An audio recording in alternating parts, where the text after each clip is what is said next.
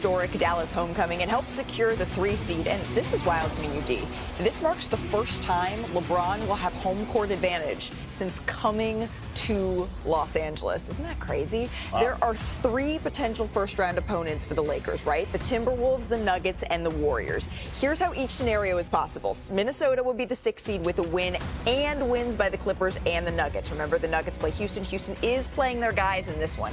Denver would be the 6th seed with a loss and wins by the Clippers and Timberwolves. And for the Warriors, their easiest path to be the 6th seed is just win today against the Clippers. Now, the Lakers, they have the second best odds to win the Western Conference. But standings aside, do you think they're the second best team in the West, Stephen A? I think at this particular moment in time, you can say that. I know that Houston is the number 2 seed. I believe in Ime Udoka. Them young thoroughbreds can ball. I still think they're a piece away, or I should say a year away as opposed to a piece. Because even though Dylan Brooks and Fred VanVleet are on that squad, I still think you need somebody else from a leadership veteran standpoint to help them. But I think they've got the pieces, and they certainly have the coach. It's just that with the Los Angeles Lakers, you see LeBron and Luka together. And the elevated play of Austin Reeves can no longer be ignored. And, oh, by the way, I want to say something that I don't consider it bold at all. J.J. Redick is going to win himself a championship one day as a coach in the near future. I think he's proven to be that exceptional and that locked in and that zeroed in. Might not be this year, but with Luka and LeBron, I can't summarily dismiss them against anybody outside of OKC. I think the way that they've looked right now with their experience, that playoff experience, you got to see one of these younger teams, like a Houston.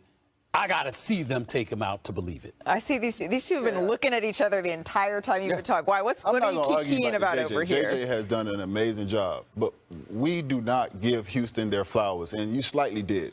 But yes, they might be young, but I'm looking at a team who has 5 guys starting in their starting lineup that average double figures. When we look at what Luka was able to go against last year against Boston, he wasn't able to hide. This is a team where if they played him in a 7-game series, he's not going to be able to hide. By the way, they're 14th in offense, but they're 2nd in defense, so they can guard.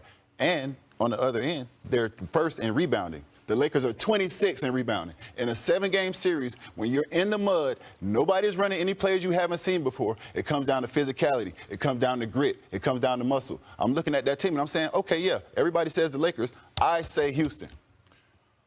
I disagree with you both. I get y'all points. Here's the reason with the Rockets. I feel like in a 7-game series with all the superstar power you have in the Western Conference, you need that closer, right? When the game gets tight in the fourth quarter, you need that guy that's going to be able to go toe-to-toe with a Jokic or Luka and LeBron or SGA.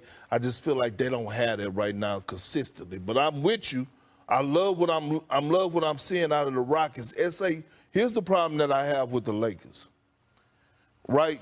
They don't match up well with Golden State at all, right? They don't match up well with the Clippers, in my opinion, at all.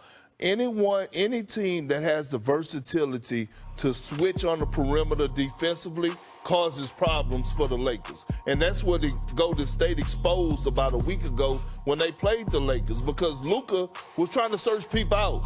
He trying to search, who you going to search out? I'm going to bring Draymond up? Nope, because Draymond can switch. He's a smart enough defender. Can I bring up Podziemski? Nope, Podziemski. Enough body, enough IQ to defend. So again, when I look at the perimeter defense that the Clippers have, Kawhi, Derrick Jones Jr., Chris Dunn, who we don't talk about enough, who's one of Ty Lue's favorite players, I'm just looking at it, it's OKC and everybody else. So who shouldn't the Lakers want to see in the first round? Let's assume today that Minnesota gets the win over Utah, and I think the Nuggets are going to be good. I would say the team they shouldn't want to see is the Golden State Warriors. Okay. Yes. Because of Steph Curry, because of the experience that Steph Curry, Jimmy Buckets, along with Draymond Green bring to the table, the exceptional coaching of Steve Kerr, one of the top 6 coaches of all time. There is no debating that.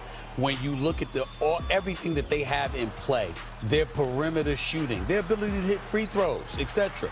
I think all of these things, and their defensive prowess, because they can, even though they're undersized, they can get at you like a bunch of piranhas. When you look at Golden State in that regard, that could be a bigger problem in my mind, more so than Houston. to answer the question about the Lakers. Nah, I'm still going with Houston. Once again, I'm going. But they wouldn't match up with Houston until the second round, so the first round. Yeah. So when you're looking at their most likely first round opponent, who don't they want to see? They don't want to see Golden State. Okay. I agree with that. I agree. Nobody wants to see Steph in the first round in a 7-game series. And you made the trade for Jimmy Butler at the halfway mark. You got rid of a guy like Andrew Wiggins, who we can say in 2022 was probably your best player in that finals. So you make that move to get to the finals. You don't make that move to lose in the first round or to get in the play-in. So yes, the pressure's on. I say they don't want to see Golden State with Golden State's back against the wall.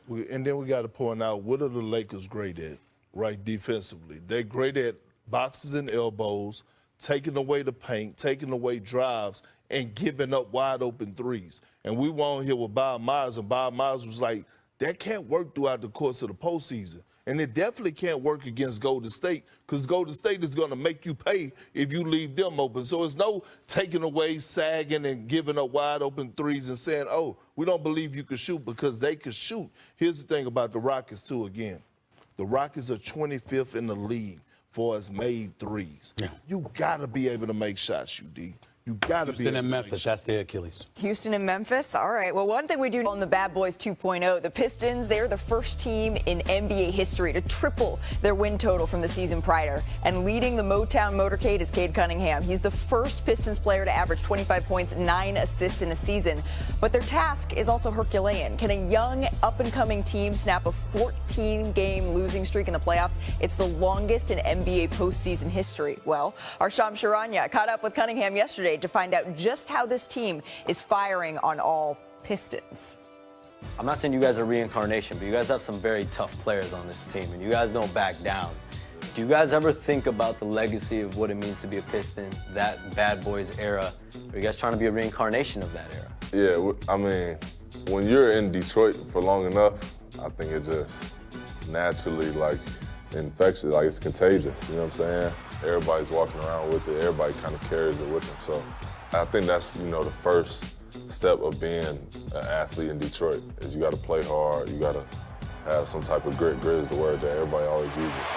Cade playing like a superstar tonight. Hey, you're that guy. You're that guy, man. This year, you're named an all-star, your first all-star. You're going to be competing for all-NBA team, competing for most improved player.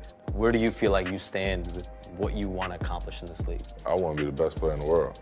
That's every day, you know what I'm saying? That's what my phone tells me every day is best player in the world, you know what I'm saying? So that's the only thing I'm striving for, and having the best team in the world. I don't think there's too many players that you could argue above me. Obviously, the playoffs is going to determine a lot, and so that's why I'm just excited and looking forward to these series and getting this thing rolling and waking people up as far as what is in Detroit and the type of respect that we deserve. So now in the NBA, there's a lot of chatter about face of the league, right? Obviously, you want to be the best player in the world, but when you think about that, how do you view the young face of the NBA? Where do you feel like you stack up? I'm right there. I'm not trying to, push my case right now. I'm not trying to knock anybody else's case right now. I think at the end of the day, everybody's entitled to their own opinion, and you get to watch all of us play and figure that out for yourself. Cade Cunningham has shown New Yorkers what he's all about. You're going to play the Knicks in the first round. You start off on the road at the Garden. What is that going to mean? You know the lineage, you know the history of not only these two teams, Knicks, Pistons, but also playing at the Garden. What is that first round series going to be in your mind? It's going to be a war. It's going to be highly physical games, defense, battling it out on the glass, all of those different things. I think it's going to be a super exciting series for people at home to watch. And it's going to be a great test for us as far as first round, first series, and, a long time for the organization. And so it's exciting, and I think it's going to be a great one for us. So as we prepare for the Pistons and Knicks first round series, remember the Pistons won 3 of 4 meetings against New York this season. The Knicks' lone win, it came by 30 points. That was back on November 1st. Cade Cunningham, he averaged nearly 31 points and over 8 assists in those 4 games. Jalen Brunson had 28 points per game in those 4 matchups this season. Udonis, didn't you try to tell our friend Stephen A. over here a couple of weeks ago? I saw you on First Take. I think you tried to warn him that the Pistons are coming. I tried to tell him. I tried to tell him about Detroit basketball. I tried to tell them boys they were coming. They're energetic. They're not scared. They're not afraid. They got a chip on their shoulder. They carry the D on their back like the Detroit Pistons. They really got that swag, and they ain't scared to mix it up a little bit. And I'm going to tell you, 3-1 against them in the regular season, Stephen A. Where your receipts at? Because you got your laptop right there. I have no receipts. Zero.